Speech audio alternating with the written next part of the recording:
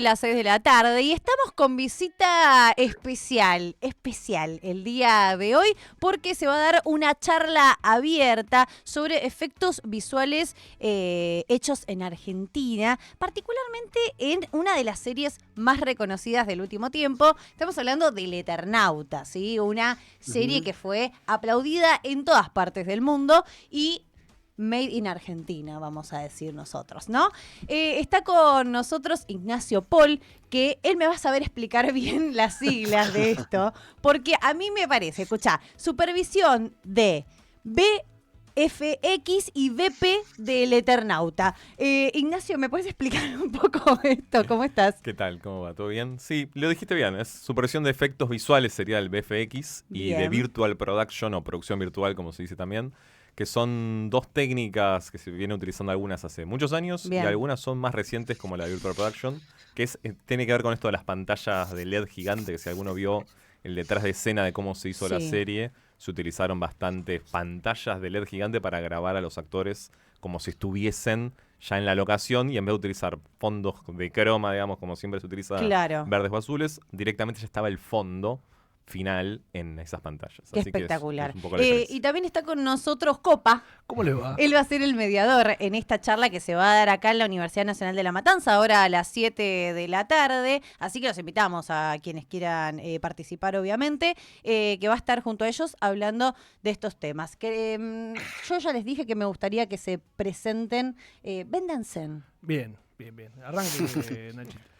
Bueno, soy supervisor de efectos visuales y Virtual Production, pero también soy cofundador de una empresa llamada Control Studio, que hoy vamos a estar charlando bastante de eso, justamente. La charla se va a centrar en cómo poder también hacer efectos visuales en la Argentina. Así que me gusta más venderme por ese lado, Me como encanta. cofundador de Control Studio. Bien, vamos a tratar de no spoilear mucho también, eso voy a intentar hacer. Podemos, poquito, poquito? Está bien. claro. Bueno, yo soy Pablo, soy conductor actualmente de Vibra Bonaerense. Vibra Bonaerense es un proyecto que tiene como objetivo recorrer los 135 municipios de la provincia de Buenos Aires, y en ese recorrido por las universidades también que tiene la provincia de Buenos Aires, sobre todo las universidades que hay en el conurbano bonaerense. Me encanta. La idea nuestra es abrir un poco el mapa de la provincia, pero en la mirada de los jóvenes. Tenemos cronistas en cada una de las ciudades, y esas miradas no son las de la gente que está a veces en Buenos Aires o a veces en la capital federal. No, claro, sino el que tiene porteño una mirada céntrico, local, claro. tiene una mirada local. Soy productor.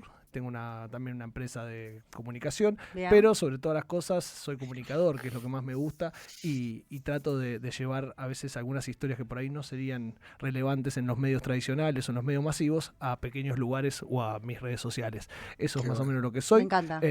Pero amo comunicar, que es parte de eso, y estoy totalmente asombrado porque yo vine a Hecho en MTZ, que se hizo acá en la universidad, Claro. pero no había visto adentro la universidad.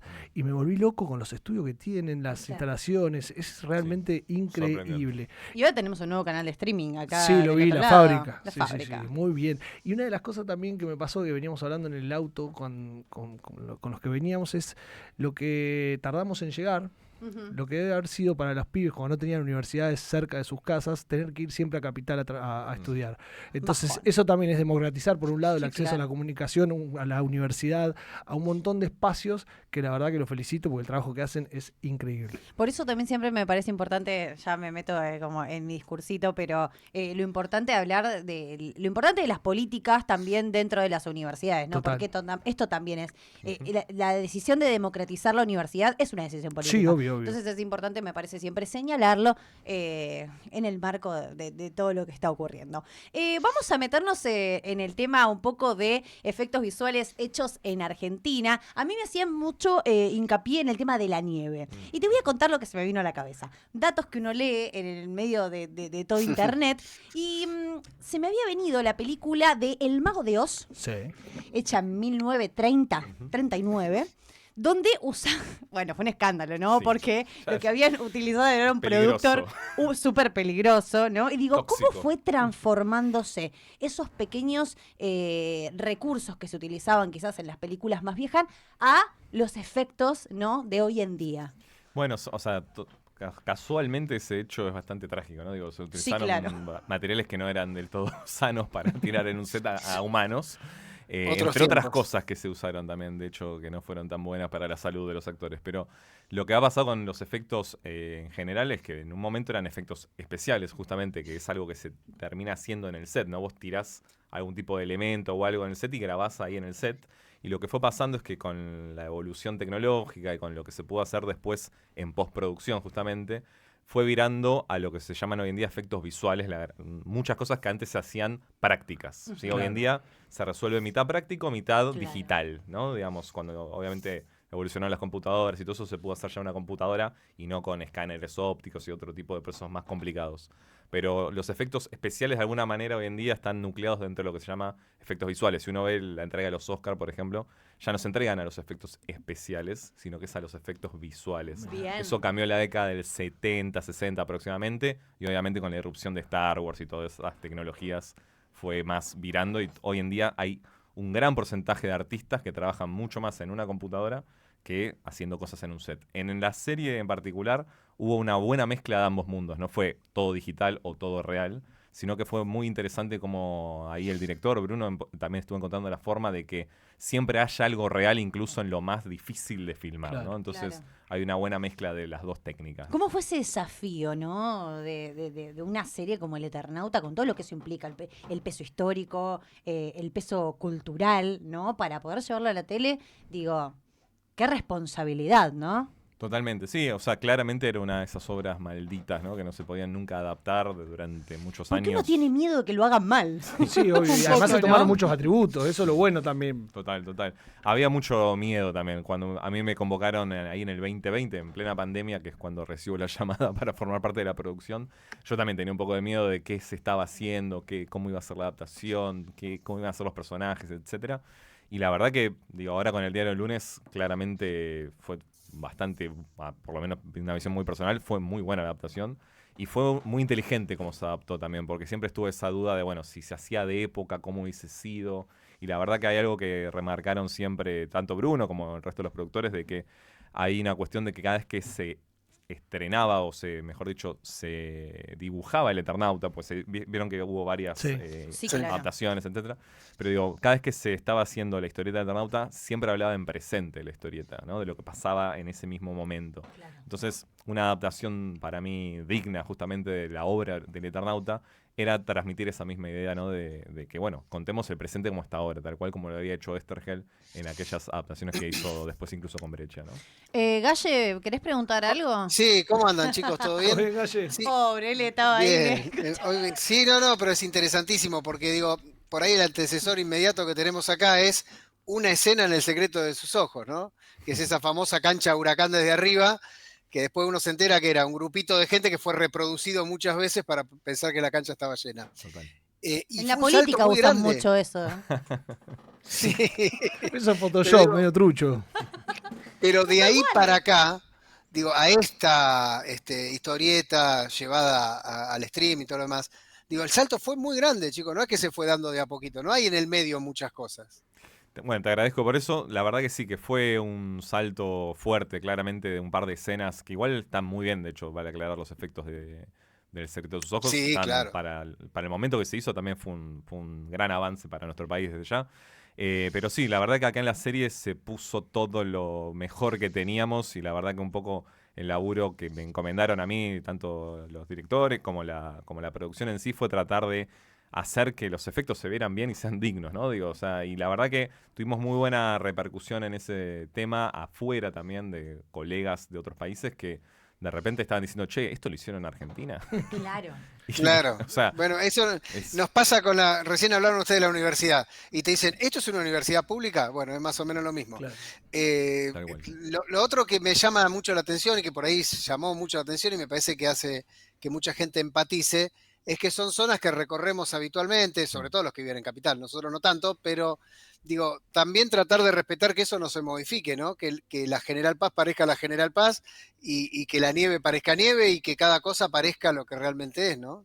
Sí, sí, claramente es un personaje más en la adaptación y era muy importante transmitir la realidad lo mejor posible y qué mejor que tratar de replicar, de hacer un doble digital, como lo llamamos, cuando tenemos una especie de escaneo digital de la ciudad.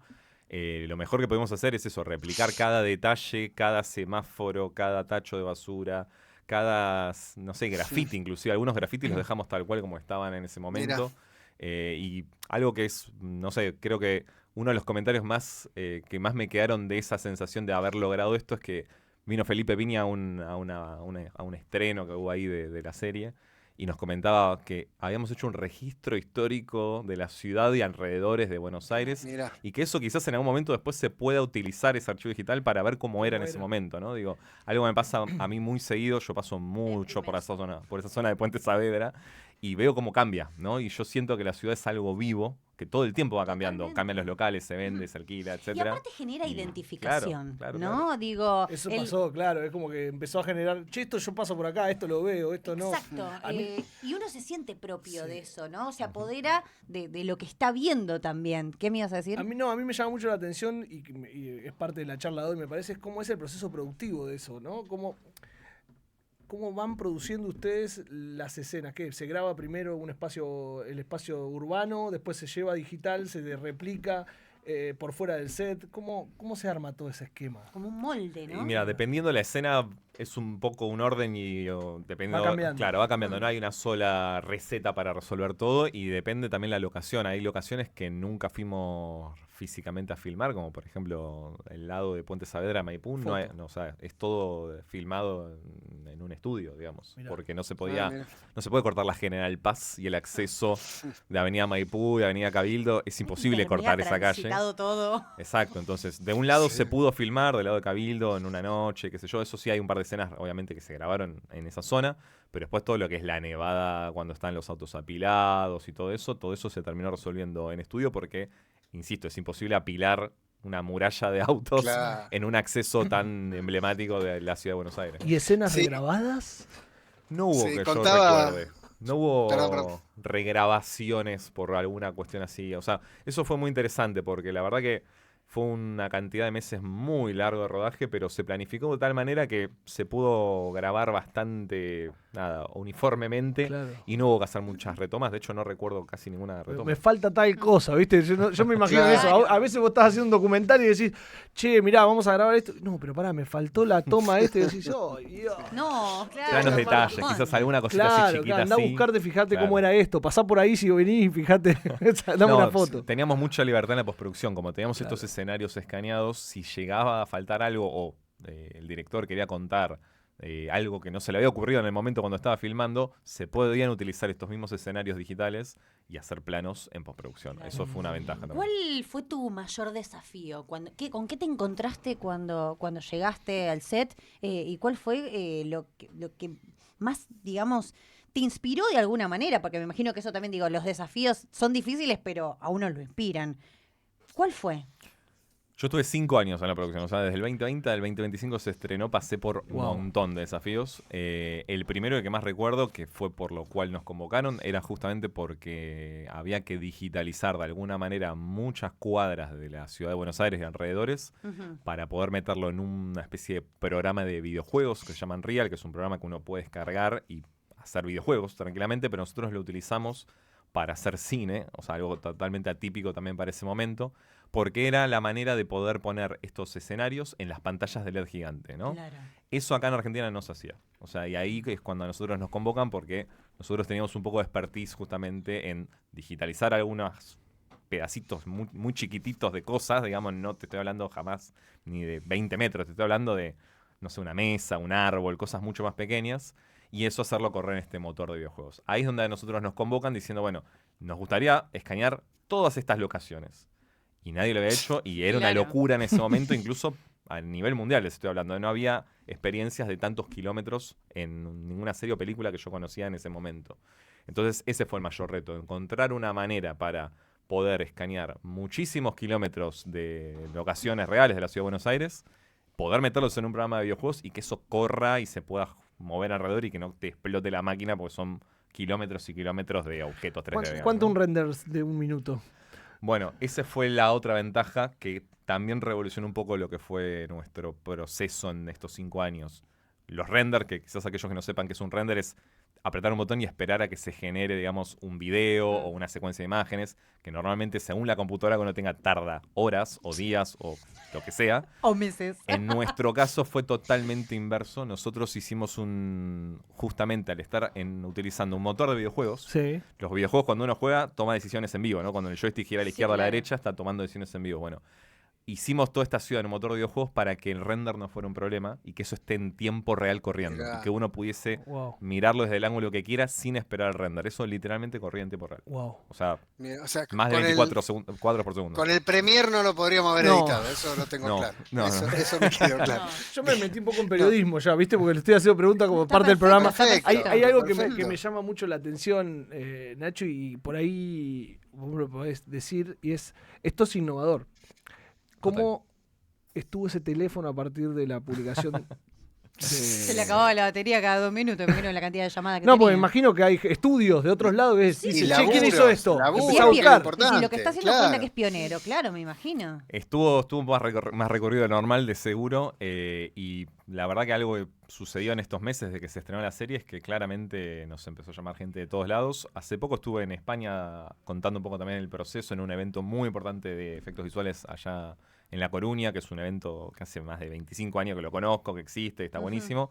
Y de repente fuimos convocados ahí con Control Studio para hablar y contar un poco cómo hicimos esto. Y la verdad que con la gente que se acercó ahí al evento, que eran toda gente de España, que viajaba de distintos lugares de España solamente al evento, que un par fue muy loco, pero en el aeropuerto me venían a golpear diciendo, disculpame, me voy a ir a ver tu charla ahora a La Coruña, vos. Y es tipo, estaba en Qué otro bueno. país y eso fue Claro. muy raro, en Es serio. fuerte, sí. Porque pegó muy fuerte la serie en España, debo decirlo. O sea, y ahí es donde yo siento que realmente muchos colegas de estudios de efectos visuales de allá se pusieron en contacto conmigo, empezamos a hablar e intercambiar obviamente información y consejos, etcétera, porque ellos están recién empezando a hacer esto allá. O sea, tienen muy pocas experiencias con este tipo de pantalla gigante, con este tipo de motor de videojuegos, etcétera.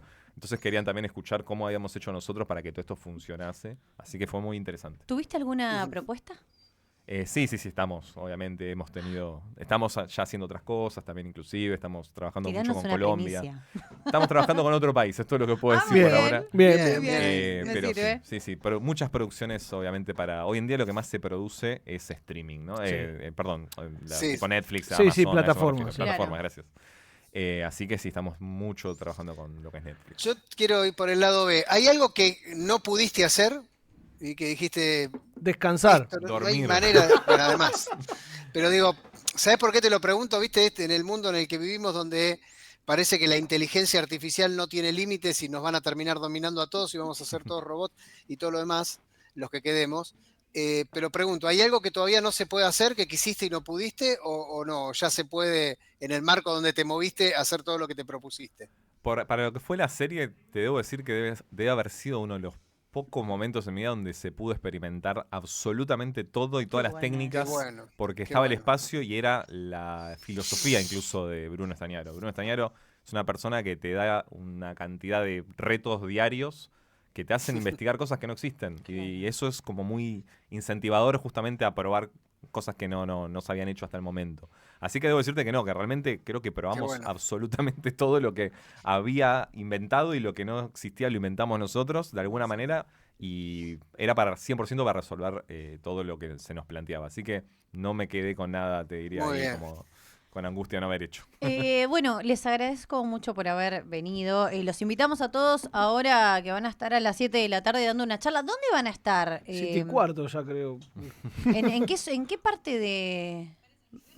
En el Pérez Esquivel, ok, listo, para invitarlos a que vayan a la charla. Sí, para Auditorio poder- Pérez Esquivel.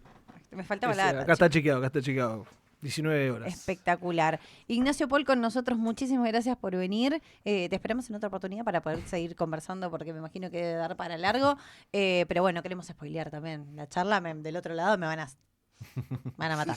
Y también con nosotros, Copa, gracias por venir. No, Y les deseo lo mejor ahora en la charla. Nosotros, nos queda una tanda todavía. Nos queda una tanda. Bueno, Uf, tanda, venimos Qué mal rápido estamos. y seguimos.